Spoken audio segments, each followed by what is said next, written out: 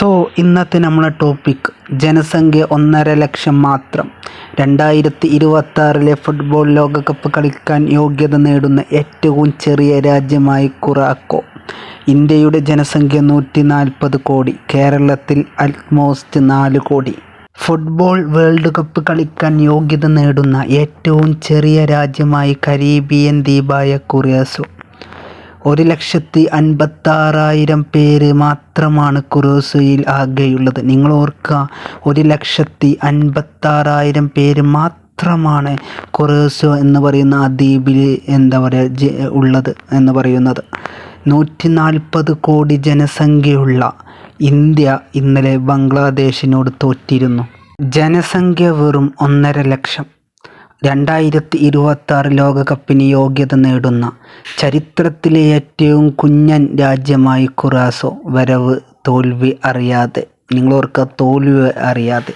അതെ, കരീബിയൻ മേഖലയിൽ സ്ഥിതി ചെയ്യുന്ന ചെറിയ ദ്വീപ് രാഷ്ട്രമാണ് കുറാസോ.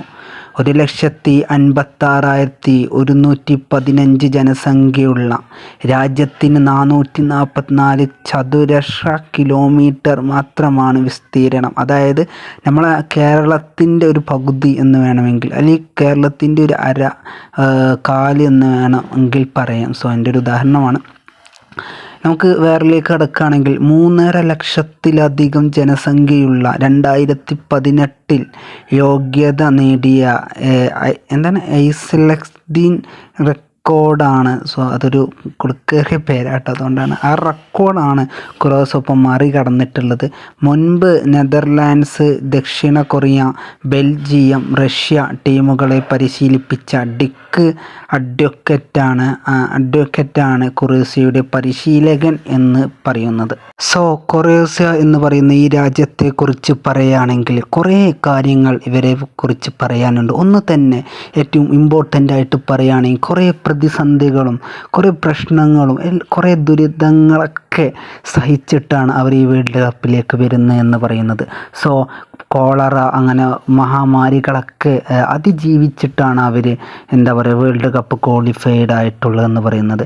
വേൾഡ് കപ്പ് ക്വാളിഫൈഡ് ആയതിൽ നമുക്ക് പറയാനുള്ളതെന്ന് വെച്ചാൽ വെറും വേൾഡ് കപ്പിൻ്റെ ചരിത്രത്തിലാദ്യമായിട്ടാണ് നിങ്ങൾ ഓർക്കുക, ചരിത്രത്തിലാദ്യമായിട്ടാണ് 1,56,000 പേര് മാത്രമുള്ള ഒരു കുഞ്ഞൻ രാജ്യം കുറാസോ എന്ന് പറയുന്ന ഒരു കുഞ്ഞൻ ദ്വീപ് രാജ്യമാണ് വേൾഡ് കപ്പ് ക്വാളിഫൈഡ് ആയിട്ടുണ്ടെങ്കിൽ എന്തുകൊണ്ട് 140 കോടി ജനങ്ങളുള്ള നമ്മുടെ ഇന്ത്യക്ക് വേൾഡ് കപ്പ് ക്വാളിഫൈ ആവാൻ പറ്റുന്നില്ല എന്ന് ഓർക്കുമ്പോഴാണ് ഓരോ ഇന്ത്യക്കാരനും വളരെയധികം വിഷമം നൽകുന്നതെന്ന് പറയുന്നത്.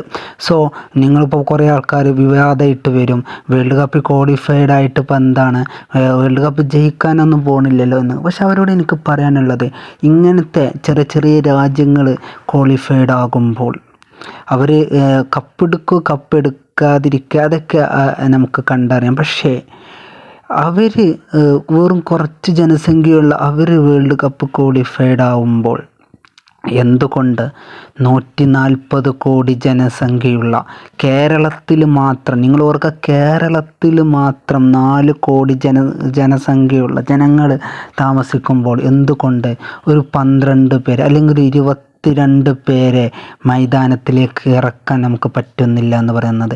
നല്ല ക്വാളിഫൈഡ് ആയിട്ടുള്ള പ്ലേയേഴ്സ് നമുക്ക് ഇറക്കാൻ പറ്റുന്നില്ല എന്ന് പറയുമ്പോഴാണ് വളരെയധികം സങ്കടം തോന്നുന്നതെന്ന് പറയുന്നു. പിന്നെ ഒരു ഫാക്റ്റ് എന്താണെന്ന് വെച്ചാൽ, ഇന്ത്യ എന്ന്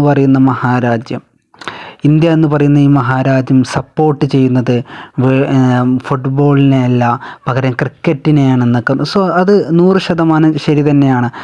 ഇന്ത്യ എന്ന് പറയുന്ന മഹാരാജ്യം ക്രിക്കറ്റിനെയാണ് സപ്പോർട്ട് ചെയ്യുന്നത്.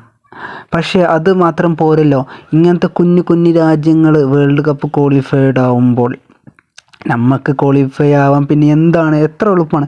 സോ കഴിഞ്ഞ മത്സരം ബംഗ്ലാദേശിനോട് 1-0 തോൽക്കുന്നു. സോ എത്രയെല്ലാം മിടുക്കൻ പ്ലേയേഴ്സ്, നല്ല മികച്ച പ്ലേയേഴ്സ് നമ്മളെ കേരളത്തിലുണ്ട്. എത്ര മികച്ച പ്ലേയേഴ്സ് ഫാഷനായിട്ട് ഡ്രീമായിട്ടൊക്കെ നടക്കുന്നുണ്ട്. അവർക്കൊക്കെ അവരതിനു വേണ്ടി പരിശ്രമിക്കുമ്പോൾ പൈസയുടെ പേരിൽ അല്ലെങ്കിൽ ജാതിയുടെ പേരിലൊക്കെ അവരെ വളരെ അവഗണിക്കുകയും അത് സമൂഹത്തിൽ നിന്ന് ഒഴിവാക്കുന്നതൊക്കെയാണ് നടക്കുന്നത്. സോ ഇങ്ങനൊരു ചെറിയൊരു കുഞ്ഞു രാജ്യം ആദ്യം തന്നെ ഞാൻ അഭിനന്ദനങ്ങൾ നേരുകയാണ് ഈ കുഞ്ഞു രാജ്യത്തിന്. വെറും 1,86,000 ജനസംഖ്യയുള്ള ഈ രാജ്യത്തിന് ഒരു അഭിനന്ദനം തരാൻ ക്വാളിഫൈഡ് ആയതിന്. ഇതിനോടുള്ള നിങ്ങളുടെ മറുപടി താഴെ കമൻ്റായി അറിയിക്കുക. ഇതുപോലത്തെ ഫുട്ബോൾ റിലേറ്റഡ് ആയിട്ടുള്ള വീഡിയോസ് ലഭിക്കാനായിട്ട് നമ്മുടെ ഈ ചാനൽ ഒന്ന് സബ്സ്ക്രൈബ് ചെയ്ത് സപ്പോർട്ട് ചെയ്യാം. Okay, by.